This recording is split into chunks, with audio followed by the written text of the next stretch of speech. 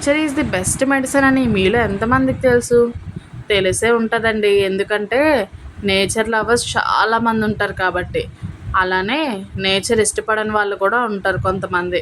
అలాంటి వాళ్ళే మొక్కలు పీకేయడం, వాటర్ వేస్ట్ చేయడం అలాంటివన్నీ చేస్తూ ఉంటారు. మన చుట్టే ఉంటారు. కానీ మనకు కనిపించరు అంతే తేడా. నాకైతే ఎప్పుడు ఒకటే అనిపిస్తుందండి.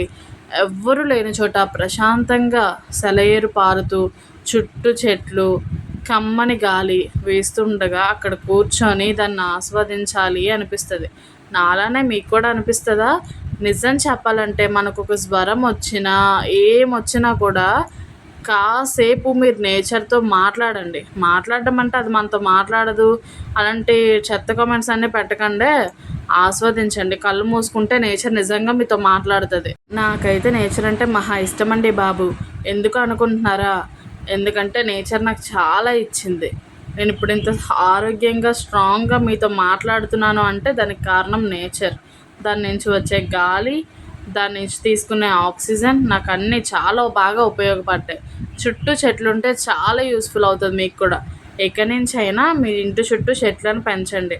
నేచర్‌ని కాపాడుకోండి. సరేనా? ఫోన్స్ పక్కన పెట్టి నేచర్‌తో టైమ్ స్పెండ్ చేయండి. బాయ్.